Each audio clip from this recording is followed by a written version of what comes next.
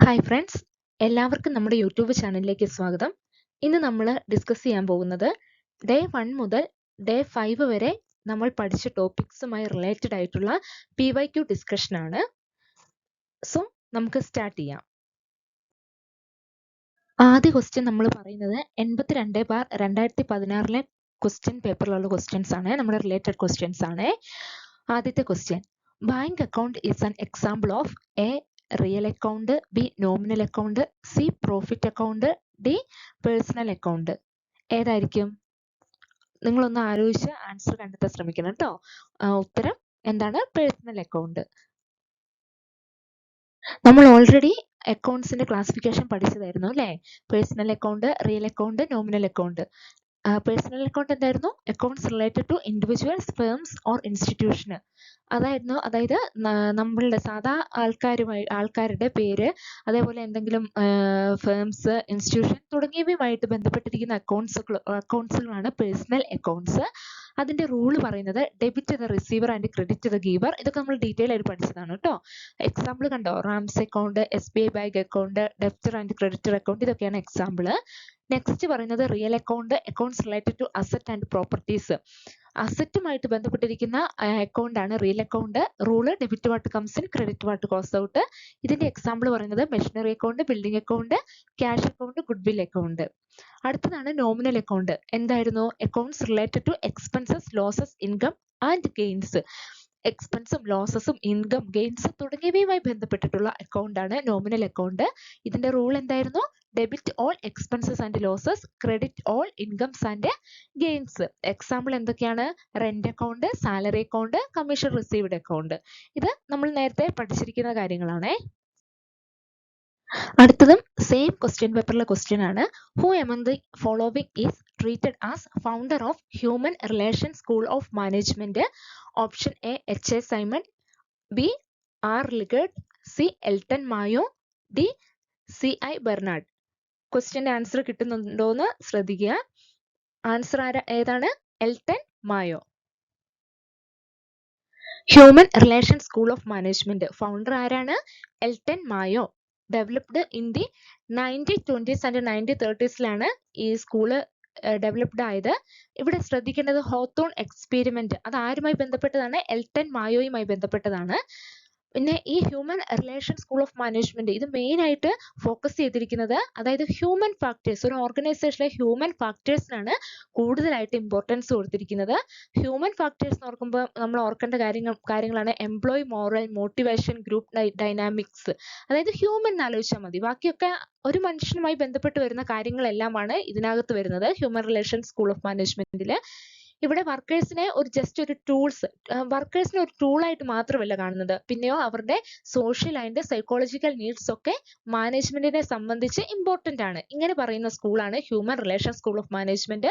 ഓർക്കേണ്ടത് Elton Mayo, Hawthorne experiment. Okay, നെക്സ്റ്റും same question പേപ്പറിലെ ക്വസ്റ്റ്യൻ തന്നെയാണ്. Which of the following is not a management function as given by H. Fayol? A. Planning, B. Organizing, C. Control, D. Staffing. ഏതായിരിക്കും ഉത്തരം? ഏതായിരിക്കും? C ആണ് അല്ലെ, sorry D, staffing ആണ് ഉത്തരം. നോട്ട് എ മാനേജ്മെന്റ് ഫംഗ്ഷൻ ആണ് പറയുന്നത്. H. ഫയോള് കുറച്ച് ഫംഗ്ഷൻസ് പറഞ്ഞിട്ടില്ലേ, അതിൽ പെടാത്തത് ഏതാണെന്നാണ് ചോദിച്ചത്. ഏതാണ്? ഡി ആണ്.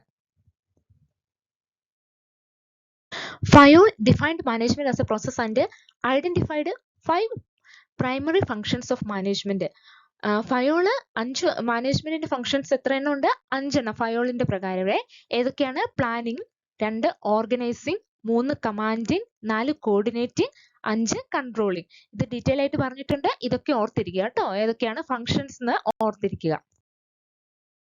Next question, the idea of functional foremanship of supervision is given by whom? A.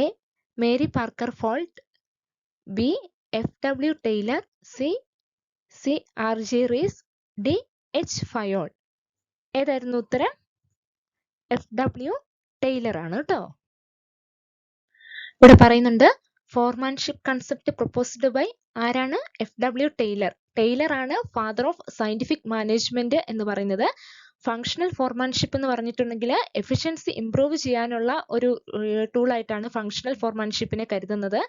അതായത് ഒരു സിംഗിൾ ഫോർമാനെ എല്ലാ ഫംഗ്ഷനെയും സൂപ്പർവൈസ് ചെയ്യാതെ 8 സ്പെഷ്യലൈസ്ഡ് ഫോർമാനെ എന്ത് ചെയ്യുക, അപ്പോയിന്റ് ചെയ്യുക ഓരോ ഫംഗ്ഷനും സൂപ്പർവൈസ് ചെയ്യാന്. അങ്ങനെയാകുമ്പോൾ എന്ത് ചെയ്യും, റെസ്പോൺസിബിലിറ്റീസ് ഡിവൈഡ് ചെയ്ത് കൊടുക്കും. അങ്ങനെ വരുമ്പോൾ പ്രൊഡക്ടിവിറ്റിയും സൂപ്പർവിഷനും ഇംപ്രൂവ് ചെയ്യും. പിന്നെ ഒരു സിംഗിൾ പേഴ്സന്റെ മേലുള്ള ബർഡൻ എന്ത് ചെയ്യും, നമുക്ക് സ്പ്ലിറ്റ് ചെയ്ത് എല്ലാവർക്കും കൊടുക്കാം. ഒരാള് എല്ലാം നോക്കാതെ 8 സ്പെഷ്യലൈസ്ഡ് ഫോർമാനെ അപ്പോയിന്റ് ചെയ്യുക. അടുത്ത question, order of command that runs from top to bottom is explained by A scalar chain, B unity of command, C unity of direction, D esprit, de corps. ഏതായിരിക്കും ഉത്തരം? A scalar chain. ഹെൻറി ഫയോളിന്റെ 14 പ്രിൻസിപ്പിൾസിലെ ഒന്നാണ് എന്ത്, scalar chain. ഇത് പറയുന്നത് എന്ന് വെച്ചിട്ടുണ്ടെങ്കിൽ it refers to the chain of authority or line of command. അത് ഓർത്തിരിക്കണം, chain of authority or line of command that runs from the top level two the bottom level of an organisation. ഒരു ഓർഗനൈസേഷന്റെ ടോപ്പിൽ നിന്ന് bottom താഴെ വരെയുള്ള ഒരു ലെവലിലെ line of command, എങ്ങനെയൊക്കെയാണ് ഡയറക്ഷൻ ഫ്ലോ ചെയ്യേണ്ടതെന്ന് പറയുന്നതാണ് scalar chain. Each employee should communicate through proper channel of authority to maintain discipline and order. അതായത് നമുക്ക് ഓർഗനൈസേഷൻ ഒരു ഡിസിപ്ലിനും ഓർഡറും മെയിൻറ്റെയിൻ ചെയ്യാൻ വേണ്ടിയിട്ട് ഒരു എംപ്ലോയി അയാളുടെ തൊട്ട് മുകളിലുള്ള എംപ്ലോയറുമായിട്ടായിരിക്കണം എന്ത് ചെയ്യേണ്ടത്, കമ്മ്യൂണിക്കേറ്റ് ചെയ്യേണ്ടത്. അതായത് ഒരു പ്രോപ്പർ ലൈൻ പറയും, ആരോട് കമ്മ്യൂണിക്കേറ്റ് ചെയ്യണമെന്നുള്ള ആ ഒരു ലൈൻ ഉണ്ടാകും, ലൈൻ ഓഫ് കമാൻഡ്. എന്നാലും ഇൻ കേസ് ഓഫ് എമർജൻസീസ്, നമുക്കൊരു അത്യാവശ്യ ഘട്ടം വന്നിട്ടുണ്ടെങ്കിൽ എന്ത് ചെയ്യാം, ഗ്യാങ് പ്ലാൻ. ഓർക്കണം, gang plan A short cut in the chain. ഇപ്പോൾ ഒരു എമർജൻസി സിറ്റുവേഷൻ വരികയാണെങ്കിൽ സെയിം ലെവലിലുള്ള എംപ്ലോയീസിനെ അങ്ങോട്ടും ഇങ്ങോട്ടും കമ്മ്യൂണിക്കേറ്റ് ചെയ്യാം എന്ന് പറയുന്നതാണ് ഗ്യാങ് പ്ലാൻ. സ്കലാർ ചെയിൻ എന്താണ് പറഞ്ഞത്, ലൈൻ ഓഫ് അതോറിറ്റി. ഒരു എംപ്ലോയി അയാളുടെ മുകളിലുള്ള എംപ്ലോയറുമായിട്ട് ഇങ്ങനെ ഒരു പ്രോപ്പർ ലൈൻ ഓഫ് കമാൻഡ് ഉണ്ട്. അതുവഴിയാണ് അവർ കമ്മ്യൂണിക്കേഷൻ ഒക്കെ ഫ്ലോ ചെയ്യുന്നത്. പക്ഷേ എമർജൻസി ഘട്ടങ്ങളിൽ ഗ്യാങ് പ്ലാൻ അപ്ലൈ ചെയ്യാം. അതെന്താന്ന് വെച്ചിട്ടുണ്ടെങ്കിൽ സെയിം എംപ്ലോയീസുമായിട്ട് നമുക്ക് സെയിം ലെവലിലുള്ള എംപ്ലോയീസുമായിട്ട് നമുക്ക് കമ്മ്യൂണിക്കേഷൻ നടത്താം എന്ന് പറയുന്നതാണ് സ്കലാർ ചെയിൻ. അടുത്ത ക്വസ്റ്റ്യൻ നമ്പർ 58/2016 ക്വസ്റ്റ്യൻ ആണ്. Accounting standard 2 is related with a depreciation accounting, B contract account, C segment reporting, D inventory valuation. ഏതായിരിക്കും? AS2. അത് എപ്പോഴും റിപ്പീറ്റ് ചെയ്യുന്ന സാധനമാണ്. AS2 ഏതാണ്? Inventory valuation. ഇതാണ് പറയുന്നത് AS2 പറയുന്നത് വാലുവേഷൻ ഓഫ് ഇൻവെന്ററി. ഇനി സെഗ്മെന്റ് റിപ്പോർട്ടിംഗ് ഏതാണ് പറയുന്നത്? AS17 ആണ്. ഡിപ്രീസിയേഷൻ അക്കൗണ്ടിങ്ങിന്റെ ഇത് വിഡ്രോ ചെയ്തിട്ട് 10ലേക്ക് മെർജ് ചെയ്തു എന്ന് നമ്മൾ പറയുന്നുണ്ട്. അടുത്തത് സെയിം ക്വസ്റ്റ്യൻ പേപ്പറിലെ ക്വസ്റ്റ്യൻ ആണ്. The accounting standard deals with amalgamation is A accounting standard 16, B accounting standard 13, C accounting standard 21, D accounting standard 14. ഇവിടെ അമാൽഗമേഷനുമായിട്ട് ബന്ധപ്പെട്ടത് ഏതാണ്? Accounting standard 14. ഇനി പറയാം, അക്കൗണ്ടിംഗ് സ്റ്റാൻഡേർഡ് 13 പറയുന്നത് അക്കൗണ്ടിംഗ് ഫോർ ഇൻവെസ്റ്റ്മെന്റുമായിട്ട് ബന്ധപ്പെട്ടിരിക്കുന്നതാണ് അക്കൗണ്ടിംഗ് സ്റ്റാൻഡേർഡ് 13. 14 നമ്മൾ ഓൾറെഡി പറഞ്ഞു, അമാൽഗമേഷൻ. അക്കൗണ്ടിംഗ് സ്റ്റാൻഡേർഡ് 16 പറയുന്നത് borrowing cost ആണ്. അതേപോലെ അക്കൗണ്ടിംഗ് സ്റ്റാൻഡേർഡ് 21 പറയുന്നത് കൺസോളിഡേറ്റഡ് ഫിനാൻഷ്യൽ സ്റ്റേറ്റ്മെന്റ്. ഈ ലിസ്റ്റുകൾ പഠിച്ചു വെക്കാൻ ശ്രമിക്കണം കേട്ടോ. അടുത്ത ക്വസ്റ്റ്യൻ നമ്മൾ പറയുന്നത് 15/2016 ക്വസ്റ്റ്യൻ പേപ്പറിലെയാണ്. Preliminary expense is an example of which type of asset? A current asset, B fixed asset, C intangible asset, D fictitious asset. Preliminary expense എന്ന് പറയുന്നത് എന്തായിരിക്കും?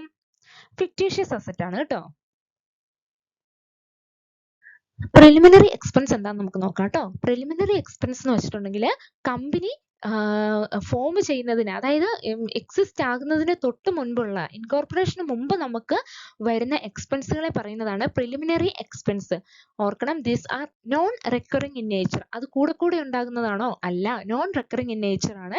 R spend to bring the company into existence. കമ്പനീനെ exist ചെയ്യിക്കാൻ വേണ്ടി, അതായത് കമ്പനീനെ commencement of business തുടങ്ങുന്നതിന് മുൻപ് വരെയുള്ള എക്സ്പെൻസുകളെയാണ് പ്രിലിമിനറി എക്സ്പെൻസ് എന്ന് പറയുന്നത്. എക്സാമ്പിൾ ഒക്കെ എന്തൊക്കെയാണ് ഇത്? Legal charges four drafting memorandum and article of association, registration fees, stamp duty, printing and advertisement of prospect തുടങ്ങിയവയാണ് പ്രിലിമിനറി എക്സ്പെൻസിന്റെ എക്സാമ്പിൾ ആയിട്ട് പറയുന്നത്.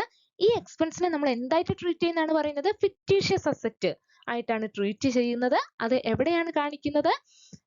ബാലൻസ് ഷീറ്റിന്റെ അസറ്റ് സൈഡിലായിരിക്കും കേട്ടോ. പ്രിലിമിനറി എക്സ്പെൻസ് കാണിക്കുന്നത് അണ്ടർ മിസ്സലേനിയസ് എക്സ്പെൻഡിച്ചർ എന്ന ഹെഡിന്റെ കീഴെയാണ് പ്രിലിമിനറി എക്സ്പെൻസ് കാണിക്കുന്നത്. അത് പിന്നെ എന്ത് ചെയ്യും? ഓരോ വർഷം തോറും അതിന്റെ കുറച്ച് എമൗണ്ടുകൾ എന്ത് ചെയ്യും? റൈറ്റ് ഓഫ് ചെയ്യും. അതാണ് പ്രിലിമിനറി എക്സ്പെൻസിനെ കുറിച്ച് പറയാനുള്ളത്.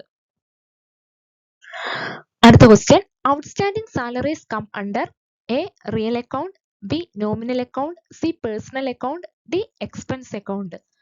ആലോചിച്ച് നോക്കിയാൽ നമുക്ക് മനസ്സിലാകും എന്താണ് ഔട്ട്സ്റ്റാൻഡിംഗ് സാലറീസ്. Personal account.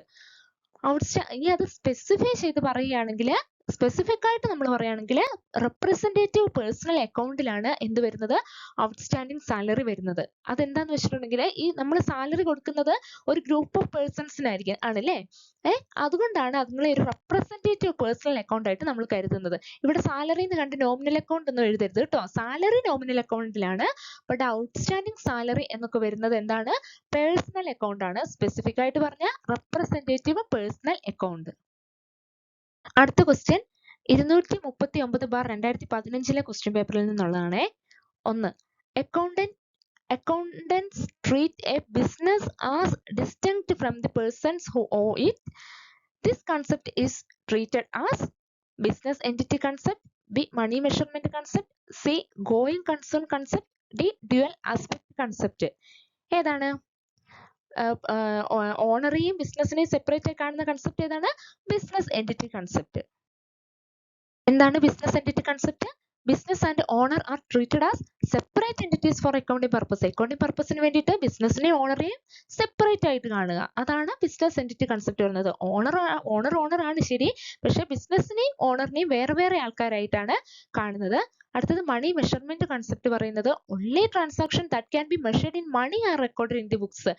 മണി വാല്യൂവിൽ മെഷർ ചെയ്യാൻ പറ്റുന്ന കാര്യങ്ങൾ മാത്രമേ നമ്മൾ റെക്കോർഡ് ചെയ്യാൻ പാടുള്ളൂ എന്ന് പറയുന്നതാണ് ഈ കൺസെപ്റ്റ്.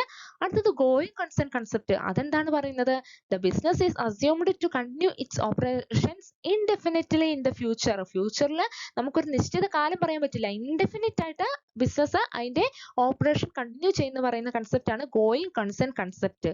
അടുത്തത് ഡ്യുവൽ ആസ്പെക്ട് കൺസെപ്റ്റ്. എന്താണ് പറയുന്നത് പോലെ dual aspect. Every transaction has two aspect. എല്ലാ ട്രാൻസാക്ഷനും രണ്ട് ആസ്പെക്ട് ഉണ്ട്. ഒന്ന് ഡെബിറ്റ് ആൻഡ് ക്രെഡിറ്റ്. എന്തിന്? ഇത് പ്രകാരമാണ് നമ്മൾ അക്കൗണ്ടിങ് ഇക്വേഷൻ മെയിൻറ്റെയിൻ ചെയ്യുന്നത്. ഏത് ആസ്പെക്ട് പ്രകാരമാണ്? ഡ്യുവൽ ആസ്പെക്ട് കൺസെപ്റ്റ് പ്രകാരം. അക്കൗണ്ടിങ് ഇക്വേഷൻ ആണ് asset is equal to liabilities plus capital. Next, the expenditure which result in the acquisition of an asset, tangible or intangible, which can later be sold or converted into cash, or which result in an increase in the earning capacity of a business, or which afford some other advantages to the firm. എന്താ പറയുന്നത്? Expenditure എന്തിനു വേണ്ടിയിട്ടുള്ളതാണ്? ഒന്നെങ്കിൽ acquisition of asset, അത് ടാഞ്ചിബിളോ ഇൻടാഞ്ചിബിളോ ആകാം. അത് കുറെ നാൾ കഴിയുമ്പോൾ നമുക്ക് ലേറ്റർ അത് നമുക്ക് വിൽക്കാം, അല്ലെങ്കിൽ അത് ക്യാഷിലേക്ക് കൺവേർട്ട് ചെയ്യാം, അല്ലെങ്കിൽ അത് നമ്മളുടെ ബിസിനസിന്റെ ഏർണിംഗ് കപ്പാസിറ്റിയെ ഇൻക്രീസ് ചെയ്യിക്കും അല്ലേ? ഇങ്ങനത്തെ ഈ അസറ്റിനെ അക്വയർ ചെയ്യുന്ന എക്സ്പെൻഡിച്ചർ എന്താണെന്ന്, എന്ത് പേരിലാണ് അറിയപ്പെടുന്നത് എന്നാണ് ചോദിക്കുന്നത്. Option A revenue expenditure, B capital expenditure, C deferred revenue expenditure, D development expenditure. ഏതായിരിക്കും? ഏതാണ്? ക്യാപിറ്റൽ എക്സ്പെൻഡിച്ചർ ആണ് കേട്ടോ. Capital expenditure എന്ന് പറഞ്ഞാൽ എന്താണ്? refers to the money spent by a business to acquire, upgrade or maintain fixed assets such as building, machinery, equipment or vehicle. അതായത് business spend ചെയ്യുന്നതാണ്. Business എന്തിനു വേണ്ടി സ്പെൻഡ് ചെയ്യുന്നതാണ്? ഒരു അസറ്റ് അക്വയർ ചെയ്യാൻ, നമ്മൾ വാങ്ങാൻ, അല്ലെങ്കിൽ അതിനെ അപ്ഗ്രേഡ് ചെയ്യാൻ, അല്ലെങ്കിൽ അത് മെയിൻറ്റെയിൻ ചെയ്യാൻ വേണ്ടിയിട്ട് ചെലവാക്കുന്ന പൈസയാണ് capital expenditure. These expenses provide a benefit over a long period and are not charged fully to the profit and loss account in the year of purchase. അതായത് ഈ അസറ്റ് വാങ്ങുന്ന ആ ഇയറിൽ തന്നെ ഇത് എന്ത് ചെയ്യും? പ്രോഫിറ്റ് ആൻഡ് ലോസ് അക്കൗണ്ടിലേക്ക് നമ്മൾ ചാർജ് ചെയ്യില്ല. പക്ഷെയോ ഇത് കാരണം എന്തുകൊണ്ടാ? ഇതിന്റെ ബെനിഫിറ്റ് ഒരു അസറ്റ് വാങ്ങുന്നത് ആ വർഷത്തേക്ക് വേണ്ടി മാത്രമാണോ? അല്ല. ഒരു 8-10 വർഷത്തേക്ക് അതിന്റെ ബെനിഫിറ്റ് കിട്ടും. അതുകൊണ്ട് ആ വാങ്ങിയ വർഷം തന്നെ നമുക്ക് എല്ലാം കൂടി എടുത്ത് പ്രോഫിറ്റ് ആൻഡ് ലോസ് അക്കൗണ്ടിലേക്ക് ചാർജ് ചെയ്യാൻ പറ്റില്ല. പകരം എന്താ ചെയ്യുന്നത്? Instead, they are capitalized and depreciated over the asset's useful life. Profit and loss അക്കൗണ്ടിലേക്ക് ഡയറക്റ്റ്ലി മൊത്തത്തിൽ ചാർജ് ചെയ്യാതെ അവരിതിനെ ക്യാപിറ്റലൈസ് ചെയ്യും. അതായത് ബാലൻസ് ഷീറ്റിലെ അസറ്റ് സൈഡിൽ അസറ്റ് ആയിട്ട് രേഖപ്പെടുത്തും. എന്നിട്ട് ആ അസറ്റ് എത്ര കാലം നമ്മൾ ഉപയോഗിക്കുവോ ആ കാലം അത്രയും ഒരു നിശ്ചിത എമൗണ്ട് നമ്മൾ പ്രോഫിറ്റ് ആൻഡ് ലോസ് അക്കൗണ്ടിലേക്ക് ഡിപ്രീസിയേഷൻ പേരിൽ മാറ്റിക്കൊണ്ടേയിരിക്കും. ഇതാണ് ക്യാപിറ്റൽ എക്സ്പെൻഡിച്ചറിനെ കുറിച്ച് പറയുന്നത്. എക്സാമ്പിൾ എന്താണ്? പർച്ചേസ് ഓഫ് മെഷീനറി, നമ്മൾ മെഷീനറി വാങ്ങുന്നത്, ബിൽഡിംഗ് കൺസ്ട്രക്ട് ചെയ്യുന്നത് തുടങ്ങിയവയൊക്കെയാണ്. പിന്നെ റിനോവേഷൻ തുടങ്ങിയവയൊക്കെയാണ് ക്യാപിറ്റൽ എക്സ്പെൻഡിച്ചറിന്റെ എക്സാമ്പിൾ. അടുത്തത്, the accounting practices should remain the same from one year to another as per A. convention of consistency, B. convention of conservatism, C. convention of disclosure, D. none of this. ഇത് നോക്കിയാൽ should remain the same, അതായത് ഒരു account അല്ല 1 ഇയറിൽ തുടർന്ന അതേ policies തന്നെയാണ് നമ്മൾ അടുത്ത ഇയറിലും തുടരുന്നത് എന്ന് പറയുന്നത് ഏതാണ്? Option A, convention of consistency.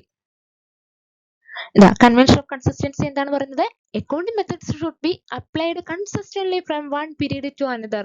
നമ്മൾ അപ്ലൈ ചെയ്ത അക്കൗണ്ടിംഗ് മെത്തേഡ്സ് ഓരോ വർഷം തോറും മാറ്റാൻ നമുക്ക് പറ്റുമോ? ഇല്ല. പകരം എന്ത് ചെയ്യണം? കൺസിസ്റ്റന്റ്. ആ വേർഡ് ശ്രദ്ധിച്ചാൽ മതി. നമ്മൾ കൺസിസ്റ്റന്റ് ആയിട്ട് പഠിക്കുക എന്ന് പറയില്ലേ, അതുപോലെ കൺസിസ്റ്റന്റ്ലി ഈ ഇയറിൽ അപ്ലൈ ചെയ്ത മെത്തേഡ് നമ്മൾ അടുത്ത ഇയറിലേക്കും കൊണ്ടുപോകണം. അടുത്തത് കൺവെൻഷൻ ഓഫ് കൺസർവേറ്റിസം. കൺസർവേറ്റിസത്തിന്റെ മറ്റൊരു പേരാണ് പ്രൂഡൻസ് കേട്ടോ. അത് പറയുന്നത് എന്താ? Record all possible losses but not unrealised gain. നമ്മൾ ഭാവിയിൽ നമുക്ക് വരാൻ പോകുന്ന പോസിബിൾ ലോസസ് എല്ലാം നമ്മൾ റെക്കോർഡ് ചെയ്യണം, എന്നാൽ നമ്മൾ ഗെയിൻ റെക്കോർഡ് ചെയ്യാൻ പാടുണ്ടോ? ഇല്ല. ഇത് പറയുന്നതാണ് കൺസർവേറ്റിസം. അടുത്തത് കൺവെൻഷൻ ഓഫ് ഫുൾ ഡിസ്ക്ലോഷർ പറയുന്നത് എന്താണ്? all material fact must be clearly disclosed in the financial statement. Financial സ്റ്റേറ്റ്മെന്റിൽ അത് ക്ലിയർ ആയിട്ട് എല്ലാ മെറ്റീരിയൽ, എല്ലാ ഇമ്പോർട്ടന്റ് ആയ ഫാക്റ്റുകളും നമ്മൾ ക്ലിയർ ആയിട്ട് ഡിസ്ക്ലോസ് ചെയ്യണം എന്ന് പറയുന്നതാണ് കൺവെൻഷൻ ഓഫ് ഫുൾ ഡിസ്ക്ലോഷർ. അടുത്തതാണ്, transactions are entered in the books of account at the amount actually involved in the concept of A. cost concept, B. dual aspect concept, C. going concern concept, D. money measurement concept. നമ്മൾ എന്താ പറയുന്നത്? നമ്മൾ ഒരു transaction നടത്തിയപ്പോൾ ഉണ്ടായ ആ actual amount തന്നെ record ചെയ്യണമെന്ന് പറയുന്നത് ഏത് കൺസെപ്റ്റ് പ്രകാരമായിരിക്കും? ഏതാണ്? Cost concept. ഇത് നമ്മൾ റിവൈസ് ചെയ്യുമ്പോൾ നമ്മുടെ മെമ്മറിയിൽ നമ്മൾ എന്താ പറയുക, അറിയാണ്ട് ഇത് നമ്മുടെ തലയ്ക്കകത്ത് കയറിപ്പോകും. അപ്പൊ നമുക്ക് ഇനിയിപ്പോ എക്സാമിനാണെങ്കിൽ ഒരു മിസ്റ്റേക്ക് വരാൻ ചാൻസ് കുറവാണ്. അതുകൊണ്ടാണ് കേട്ടോ ഇതിങ്ങനെ റിപ്പീറ്റ് ചെയ്ത് പറയുവാണേ. Cost concept. കോസ്റ്റ് കൺസെപ്റ്റിൽ എന്തായിരുന്നു പറയുന്നത്? Assets are recorded at their original purchase price. നമ്മൾ ഇന്ന് ഒരു അസറ്റ് വാങ്ങിയത് ഏത് രൂപയ്ക്കാണോ, എത്ര രൂപയ്ക്കാണോ ആ രൂപയിൽ തന്നെ വേണം അസറ്റ് റെക്കോർഡ് ചെയ്യാൻ. അല്ലാതെ അവരുടെ മാർക്കറ്റ് പ്രൈസ് കുറവോ കൂടുതലോ എന്നൊന്നും നമ്മൾ നോക്കേണ്ട ആവശ്യമില്ല. അസറ്റിന്റെ കാര്യമാണ് പറയുന്നത്. നമ്മൾ വാങ്ങിയ വിലയിൽ തന്നെ അത് റെക്കോർഡ് ചെയ്യണം. ഡ്യുവൽ ആസ്പെക്ട് കൺസെപ്റ്റ് എന്താ പറയുന്നത്? നമ്മൾ തൊട്ട് മുമ്പ് പറഞ്ഞില്ലേ, every transaction has two aspect. Dual അത് ആലോചിച്ചാൽ മതി. Two aspect. എല്ലാ ട്രാൻസാക്ഷനും 2 ആസ്പെക്ട് ഉണ്ട്. അതെന്താണ്? ഡെബിറ്റ് ആൻഡ് ക്രെഡിറ്റ് പറയുന്നതാണ് കേട്ടോ. അടുത്തത് ഗോയിങ് കൺസേൺ കൺസെപ്റ്റ് നമ്മൾ പറഞ്ഞതാണ്. The business is assumed to continue operations in the foreseeable future. അതായത് ഭാവിയിലേക്ക് എത്ര കാലം എന്ന് നമുക്ക് പറയാൻ പറ്റില്ല, അത്രയും കാലം ബിസിനസ് കണ്ടിന്യൂ ചെയ്യും എന്ന് പറയുന്ന കൺസെപ്റ്റ് ആണ് going concern concept. Money measurement concept എന്താ? Only transactions measurable in money are recorded in the books. Monetary ടേംസിൽ മെഷർ ചെയ്യാൻ പറ്റുന്ന ട്രാൻസാക്ഷൻസ് മാത്രമേ നമ്മൾ റെക്കോർഡ് ചെയ്യാൻ പാടുള്ളൂ എന്ന് പറയുന്നതാണ് money measurement concept. Question, simple question ആണ് കേട്ടോ. The art of recording, classifying and summarizing in a significant manner and in terms of money transactions and events which are in part at least of a financial character and interpreting the result thereof. ഈ definition ഏതിന്റെയാണെന്നാണ് ചോദ്യം. A. accounting, B. journalizing, C. bookkeeping, D. none of this. ഇത് നമ്മൾ എല്ലാവർക്കും അറിയാം അല്ലേ? അക്കൗണ്ടിങ്ങിന്റെ definition ആണ് അല്ലേ the art of recording എന്ന് പറഞ്ഞു തുടങ്ങുന്നത് അല്ലേ? എന്നാ പിന്നെ നമുക്ക് ബുക്ക് കീപ്പിംഗ് എന്താന്ന് നോക്കാം. ബുക്ക് കീപ്പിംഗ് എന്ന് പറഞ്ഞിട്ടുണ്ടെങ്കിൽ the systematic recording of daily financial transactions in A business. ഒരു ബിസിനസിന്റെ ട്രാൻസാക്ഷൻസ് റെക്കോർഡ് ചെയ്യുന്നതാണ് പറയുന്ന പേരാണ് ബുക്ക് കീപ്പിംഗ്. എന്നാൽ ജേർണലൈസിംഗോ the process of recording business transactions in the journal in chronological order. ജേർണലില് ബിസിനസ് ട്രാൻസാക്ഷൻസിനെ റെക്കോർഡ് ചെയ്യുന്ന പ്രോസസ്സിനെ പറയുന്നതാണ് ജേർണലൈസിംഗ്. ക്രോണോളജിക്കൽ ഓർഡർ എന്ന് പറഞ്ഞിട്ടുണ്ടെങ്കിൽ ഓരോ ട്രാൻസാക്ഷനും സംഭവിക്കുന്ന അതേ ഓർഡറിൽ തന്നെ ജേർണലിൽ റെക്കോർഡ് ചെയ്യണം. ഇങ്ങനെ ജേണലിൽ റെക്കോർഡ് ചെയ്യുന്ന പ്രോസസ്സാണ് എന്ത്? ജേർണലൈസിങ്. അടുത്തത് financial management is concerned with A mobilisation of fund from market, B committing fund in long time sources, C mobilisation of fund and its effective utilisation, D management of working capital. ഏതായിരിക്കും ആലോചിച്ച് നോക്കിയേ. Financial management എന്ന് കേൾക്കുമ്പോൾ തന്നെ നമുക്കറിയാം ഏതാണ്? Option C ആണ് കേട്ടോ. മൊബിലൈസേഷൻ ഓഫ് ഫണ്ട്, നമ്മൾ ഫണ്ട് അക്വയർ ചെയ്യണം, ആ ഫണ്ടിനെ കുറിച്ച് ഇതൊക്കെ ആക്കണം. അത് മാത്രമല്ല അതിന്റെ എഫക്റ്റീവ് യൂട്ടിലൈസേഷനും കൂടി ഫിനാൻഷ്യൽ മാനേജ്മെന്റ് വരുന്ന കാര്യമാണ് കേട്ടോ. അപ്പൊ ഓപ്ഷൻ സി ആണ് കറക്റ്റ് ആൻസർ. അടുത്ത ക്വസ്റ്റ്യൻ ആണ് പറയുന്നത് technique which enable the company to select the best alternative from among a number of alternative proposal is called A finance plan, B marginal costing, C capital structure, D capital budgeting. ഏതാണ്? ഒത്തിരി alternatives നമുക്കുണ്ട്, ഒത്തിരി options ഒക്കെ ഉണ്ട്. അതിൽ നിന്ന് ഏറ്റവും best ആയിട്ടുള്ളത് നമ്മൾ സെലക്ട് ചെയ്യുന്ന പ്രോസസ്സിനെ പറയുന്നതാണ് ക്യാപിറ്റൽ ബഡ്ജറ്റിംഗ് ആണ് കേട്ടോ. മാർജിനൽ കോസ്റ്റിംഗ് നമ്മൾ പറയും. ക്യാപിറ്റൽ സ്ട്രക്ചർ നമ്മൾ പഠിക്കാൻ പോകുന്നതാണ്, എങ്കിലും നമ്മുടെ ക്യാപിറ്റൽ എന്തൊക്കെ ഉൾപ്പെടുത്തണം എന്നുള്ളതാണ്. ഇക്വിറ്റി, ഡെപ്റ്റ് തുടങ്ങിയവയൊക്കെ ആ ക്യാപിറ്റലിനെ സ്ട്രക്ചർ ചെയ്യുന്ന കാര്യമാണ്. ക്യാപിറ്റൽ സ്ട്രക്ചർ നമ്മൾ പഠിക്കുന്നുണ്ട്. ക്യാപിറ്റൽ ബഡ്ജറ്റിംഗ് ആണ് ഈ എന്താ പറയുന്നത്, വിവിധതരം ഓപ്ഷനുകളിൽ നിന്ന് ബെസ്റ്റ് ആയിട്ടുള്ളത് സെലക്ട് ചെയ്യുന്നത്. Capital budgeting, the process of evaluating and selecting long time investment project that will yield the best return for the business. ബിസിനസ്സിന് ഏറ്റവും നല്ല റിട്ടേൺ തരുന്ന ലോങ് ടൈം ഇൻവെസ്റ്റ്മെന്റിനെ നമ്മൾ എന്ത് ചെയ്യും? ഇവാലുവേറ്റ് ചെയ്യും. അതായത് ഒത്തിരി ഓപ്ഷൻസ് ഉണ്ട്, അതിനെ ഇവാലുവേറ്റ് ചെയ്ത് അതിൽ ബെസ്റ്റ് സെലക്ട് ചെയ്യുന്ന പ്രോസസ്സാണ് എന്ത്? Capital budgeting. അടുത്തതാണ് main objective of financial management is A preparation of financial statement, B audit of accounts, C wealth maximization, D none of the above. ഏതാണ് ഫിനാൻഷ്യൽ മാനേജ്മെന്റിന്റെ മെയിൻ ഒബ്ജക്റ്റീവ്? ഏതാണ്? Wealth maximization ആണ് കേട്ടോ. അത് എപ്പോഴും ഓർത്തിരിക്കണം, wealth maximization. Next, finance function involves A. Deciding capital requirement, B. Determination of source of fund, C. Determining composition of different sources, D. All of the above. Finance function എന്ന് പറഞ്ഞാൽ എന്തൊക്കെയാണ് നോക്കണേ. നമ്മുടെ ക്യാപിറ്റൽ റിക്വയർമെന്റ് എത്രയുണ്ടെന്ന് നമ്മൾ അറിയണം. അത് എത്രയുണ്ടെന്ന് തീരുമാനിക്കണം. അത് തീരുമാനിച്ചാൽ മതിയോ? എവിടെ നിന്നൊക്കെ നമ്മൾ ഫണ്ട് കണ്ടെത്തണമെന്ന് നമ്മൾ ഡിറ്റർമൈൻ ചെയ്യണം. അത് മാത്രം മതിയോ? അല്ല, ഏതൊക്കെ സോഴ്സിനെ കമ്പൈൻ ചെയ്താണ് നമ്മുടെ ക്യാപിറ്റൽ സ്ട്രക്ചർ അല്ലേ, അത് എങ്ങനെയാണ് ഉണ്ടാക്കുന്നത് നമ്മൾ ഡിറ്റർമൈൻ ചെയ്യണ്ടേ. അപ്പം ഫിനാൻസ് ഫംഗ്ഷൻ ഇൻവോൾവ്സ് ഏതാണ്? All of the above. ഈ എല്ലാ ഫംഗ്ഷൻസും ഉണ്ട് കേട്ടോ. നെക്സ്റ്റ് ക്വസ്റ്റ്യൻ നമ്മൾ പറയുന്നത് 233/2015 ക്വസ്റ്റ്യൻ ആണ് കേട്ടോ. ക്വസ്റ്റ്യൻ പേപ്പറിലെയാണ്. Gang plank means A. Name of a place, B. Bringing gap of management education, C. Permits horizontal communication, D. Vertical communication. ഏതായിരിക്കും? വെർട്ടിക്കൽ എന്ന് പറഞ്ഞാൽ മുകളിൽ നിന്ന് താഴേക്ക്, ഹൊറിസോണ്ടൽ എന്ന് പറഞ്ഞാൽ ഇങ്ങനെ എന്താ പറയാ, റൈറ്റ് ടു ലെഫ്റ്റ് അല്ലേ, അല്ല അതായത് ഇങ്ങനെ നേരെ. നമ്മൾ പറഞ്ഞിട്ടുണ്ടായിരുന്നു സ്കാലാർ ചെയിൻ നമ്മൾ പറയുമ്പോൾ ഗ്യാങ് പ്ലാങ്ക്, അതായത് എമർജൻസി സിറ്റുവേഷനിൽ സെയിം ലെവലിലുള്ള എംപ്ലോയീസിന് പരസ്പരം കമ്മ്യൂണിക്കേറ്റ് ചെയ്യാമെന്ന് പറഞ്ഞായിരുന്നു. അതാണ് gangplank. It allows employees at the same level or different levels to communicate directly to speed up decision making or resolve issues without going through the usual hierarchy channel. എന്നാൽ usual ആയിട്ടുള്ള ആ ഒരു ചാനലിൽ കൂടി അല്ലാതെ പെട്ടെന്ന് എന്തെങ്കിലും decision എടുക്കണം, അല്ലെങ്കിൽ എന്തെങ്കിലും സൊല്യൂഷൻ കണ്ടെത്തണം. അതിനുവേണ്ടി എംപ്ലോയീസിന് സെയിം ലെവലിലോ അല്ലെ ഡിഫറെന്റ് ലെവലിലോ ഉള്ള എംപ്ലോയീസ് പെട്ടെന്ന് ഉള്ള ആവശ്യത്തിന് വേണ്ടി കമ്മ്യൂണിക്കേറ്റ് ചെയ്യുന്നു. അതിനെയാണ് ഗ്യാങ് പ്ലാങ് എന്ന് പറയുന്നത്. ഇവിടെ എന്താണ്? ഫാസ്റ്റർ കമ്മ്യൂണിക്കേഷൻ നടക്കുന്നു, പ്രോബ്ലം സോൾവിങ് നടക്കും, കോർഡിനേഷൻ ഉണ്ടാകും. എക്സാമ്പിൾ പറഞ്ഞിട്ടുണ്ടെങ്കിൽ വൺ ഡിപ്പാർട്ട്മെന്റിലുള്ള ഒരു മാനേജർ അനദർ ഡിപ്പാർട്ട്മെന്റിലുള്ള ഒരു മാനേജർക്ക് ഡയറക്റ്റ് ആയിട്ട് ഇമെയിൽ ചെയ്യുന്നു.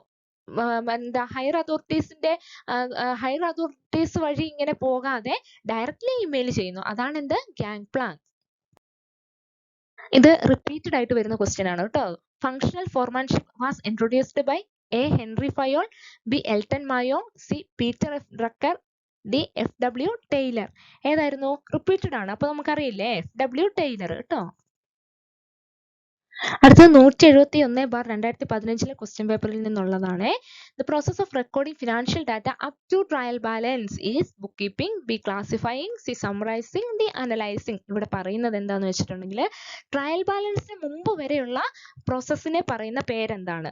Process of recording financial data, financial data record ചെയ്യുന്ന പ്രോസസ്സിനെ പറയുന്ന പേരെന്താണ്? Book keeping. ഓപ്ഷൻ എ ആണ് ഉത്തരം. നമ്മൾ ബുക്ക് കീപ്പിംഗ് നേരത്തെ പറഞ്ഞില്ലായിരുന്നോ? Bookkeeping involves systematically recording, ഒരു ട്രാൻസാക്ഷനെ റെക്കോർഡ് ചെയ്യുക, classify and summarise financial transactions of a business in journal and ledger accounts which ultimately leads to the preparation of a trial balance. Bookkeeping എന്ന് വെച്ചിട്ടുണ്ടെങ്കിൽ ജേർണലിലും ലെഡ്ജറിലും റെക്കോർഡും ക്ലാസിഫൈയും ഒക്കെ ചെയ്യുന്നതാണ് എന്ത്? Book keeping. Recording main ആയിട്ട് ഓർത്തിരിക്കണം കേട്ടോ. ഇങ്ങനെ ചെയ്യുന്നത് വഴി എന്ത് ചെയ്യും? ട്രയൽ ബാലൻസ് പ്രിപ്പയർ ചെയ്യാൻ നമുക്ക് എന്ത് വേണം? ലെഡ്ജർ അക്കൗണ്ട് വേണം അല്ലേ? അതാണ് അതുവരെയുള്ള ആ പ്രോസസ്സിനെ പറയുന്ന പേരാണ്, റെക്കോർഡ് ചെയ്യുന്ന പ്രോസസ്സിനെ പറയുന്ന പേരാണ് എന്ത്? Book keeping. അടുത്തത് പറയുന്നത് accounting principles are based on objectivity, convenience, practicability, subjectivity. ഇത് പറയുന്നത് അക്കൗണ്ടിംഗ് പ്രിൻസിപ്പിൾ എന്തടിസ്ഥാനത്തിലാണ്? ഒബ്ജക്റ്റിവിറ്റി ആണ് കേട്ടോ. അതായത് accounting principles are based on objectivity ensuring financial information is factual, verifiable and free from personal bias. നമ്മുടെ ഇഷ്ടത്തിനനുസരിച്ചാണ് നമ്മൾ principle ഉണ്ടാക്കുന്നത്? അല്ല. അതേപോലെ അത് ഫാക്ട് അടിസ്ഥാനത്തിലായിരിക്കണം, പിന്നെ വെരിഫയബിളും ആയിരിക്കണം. അതുകൊണ്ട് അക്കൗണ്ടിംഗ് പ്രിൻസിപ്പിൾസ് എന്ത് ബേസിലാണ്? ഒബ്ജക്റ്റിവിറ്റി ആണ് കേട്ടോ. അടുത്തത് Dash is against a principle of convention of conservation. Conservation എന്ന് വെച്ചാൽ conservatism ഇതാണ് കേട്ടോ. Option A provision for bad debt, B provision for discount on debtors, C provision for discount on creditors, D provision for depreciation. ഏതായിരിക്കും? അപ്പോൾ നമ്മൾ conservatism എന്താണെന്ന് നമ്മുടെ മനസ്സിലേക്ക് പെട്ടെന്ന് കൊണ്ടുവരണം കേട്ടോ. എന്താണ്? Anticipate no profit but provide for all possible losses. എല്ലാ പോസിബിൾ ലോസസും നമ്മൾ ആൻറ്റിസിപ്പേറ്റ് ചെയ്യും, പക്ഷേ പ്രോഫിറ്റ് കാണാൻ പാടില്ല. അപ്പൊ ഇതിന് എഗെയിൻസ്റ്റ് ആയിട്ട് ഇവിടെ വന്നിരിക്കുന്നത് ഏതാന്ന് നോക്കണം. പ്രൊവിഷൻ ഫോർ ബാഡ് ഡെപ്റ്റ്, ഇത് ലോസ് അല്ലേ? അപ്പം ഇതല്ല. Provision for discount on debtors, ഡെപ്റ്റേഴ്സിന് ഡിസ്കൗണ്ട് കൊടുക്കുന്നത് നമ്മളെ സംബന്ധിച്ച് ഒരു ലോസ് അല്ലേ? ആണ്. പ്രൊവിഷൻ ഫോർ ഡിപ്രീസിയേഷൻ, കൺസർവേറ്റിസം പ്രകാരമാണ് പ്രൊവിഷൻ ഫോർ ഡിപ്രീസിയേഷൻ കൊടുക്കുന്നത് അല്ലേ? ഇനി നോക്ക്, provision for discount on creditors, നമുക്ക് ഇങ്ങോട്ട് ഡിസ്കൗണ്ട് തരുന്നത് ഒരു ലോസ് ആണ് നമ്മളെ സംബന്ധിച്ച്. നമ്മൾ ഒരാൾക്ക് പൈസ കൊടുക്കാണ്ട്, അപ്പൊ അയാൾ നമുക്ക് അയാൾ പറയുന്നു കുറച്ച് പൈസ തന്നാൽ മതി, ഒരു ഡിസ്കൗണ്ട് നമുക്ക് തരുന്നുണ്ട്. അത് നമുക്ക് ലോസ് ആണോ? അല്ല, ഇൻകം ആണ്. ആ ഇൻകത്തെ നമുക്ക് ഇവിടെ റെക്കോർഡ് ചെയ്യാൻ പറ്റുമോ? ഇല്ല. അതാണ് കൺസർവേറ്റിസം പ്രിൻസിപ്പിളിന് എഗെയിൻസ്റ്റ് ആയിട്ട് വന്നത്. എന്താണ്? ഓപ്ഷൻ സി ആണ്. Provision for discount on creditors അതൊരു ഇൻകം ആണ്, ഒരു പ്രോഫിറ്റ് ആണ്. അത് നമ്മൾ ആന്റിസിപ്പേറ്റ് ചെയ്യാൻ പാടില്ല. അടുത്ത question, which of the following is correct? Option A asset is equal to equities, B asset is equal to liabilities plus capital, C asset is equal to owner's equity plus liabilities, option D all of the above. ഇതിൽ ഉത്തരം ആലോചിക്കണം. നമ്മൾ വേഗം ചിലപ്പോൾ B ഒക്കെ ആക്കി പോയെന്ന് വരാം, പക്ഷെ ഓൾ ഓഫ് ദി അബോവ് ആണ് കേട്ടോ. ഈ ഇക്വിറ്റീസ് എന്ന് പറയുന്നില്ലേ, equities means the claims or right over the asset of a business. ഒരു ബിസിനസിന്റെ മേലെ ഉള്ള ആ ഒരു റൈറ്റ്, ഒരു ക്ലൈമിനെ പറയുന്നതാണ് ഇക്വിറ്റീസ്. ഈ equities represent who own the business. It includes both owner's equity, അതായത് ക്യാപിറ്റൽ, ആൻഡ് ഔട്ട്സൈഡേഴ്സ് ലയബിലിറ്റി. ഈ ഇക്വിറ്റിയിൽ എന്തൊക്കെ പെടും? ക്യാപിറ്റലും വരും. ഔട്ട്സൈഡ് ഇക്വിറ്റി എന്ന് പറഞ്ഞാൽ, ഔട്ട്സൈഡേഴ്സ് ഇക്വിറ്റി എന്ന് പറഞ്ഞാൽ എന്താണ്? ലയബിലിറ്റി. ഡിബെഞ്ചർ, ബാങ്ക് ലോൺ ഒക്കെ ഔട്ട്സൈഡർ അല്ലേ? എന്നാലും അതെന്താണ്? ലയബിലിറ്റി. അപ്പൊ ഇത് ആലോചിച്ച് നോക്കിയാൽ asset is equal to capital plus ലയബിലിറ്റിക്ക് same ആയിട്ട് വരുന്ന കാര്യമല്ലേ? അപ്പൊ ഓപ്ഷൻ എന്താണ്? All of the above. അടുത്ത question, provision for bad and doubtful ഡെപ്റ്റ് is created in anticipation of actual bad ഡെപ്റ്റ് on the basis of a business entity concept, B conservation concept, C going concern concept, D full disclosure concept. ഏതാണ്? Provision for bad and doubtful ഡെപ്റ്റ് നമ്മളെ സംബന്ധിച്ചൊരു loss ആണ്. അപ്പൊ അത് ഏതായിരിക്കും? Conservatism concept പ്രകാരമാണ് എന്ത് ചെയ്യുന്നത്? അത് ആന്റിസിപ്പേറ്റ് ചെയ്യുന്നത്. അപ്പൊ ഉത്തരം ഏതാണ്? ബി. അപ്പൊ നമ്മൾ ഇന്ന് ഡിസ്കസ് ചെയ്തത് നമ്മൾ ഇതുവരെ പഠിച്ച ഡേ 5 വരെ പഠിച്ച റിലേറ്റഡ് ടോപ്പിക്കിലെ റിലേറ്റഡ് PYQs ആണ്. അത് കഴിഞ്ഞിട്ടില്ല, ഇനിയുണ്ട്. അത് അടുത്ത പാർട്ടിലായിട്ട് നമുക്ക് ഇടാം കേട്ടോ. എല്ലാവരും വീഡിയോ കാണുക. ഈ PYQ പ്രത്യേകം നമ്മൾ ശ്രദ്ധിക്കണം, ഓർമ്മയിൽ വെക്കണം. കാരണം അത് റിപ്പീറ്റഡ് ആയിട്ട് ചോദിക്കുന്ന ക്വസ്റ്റ്യൻസുകളുണ്ട് അല്ലേ? അപ്പൊ അത് പ്രത്യേകമായിട്ട് ശ്രദ്ധിക്കുക. വീഡിയോ ഇഷ്ടപ്പെട്ടിട്ടുണ്ടെങ്കിൽ ലൈക്കും ഷെയറും ചെയ്യുക. ഇനി അടുത്ത വീഡിയോ കാണാൻ വേണ്ടി എന്ത് ചെയ്യണം? നമ്മൾ സബ്സ്ക്രൈബ് ചെയ്യണം കേട്ടോ. അപ്പം എല്ലാവരും നന്നായിട്ട് പഠിക്കുക. Thank you and happy learning.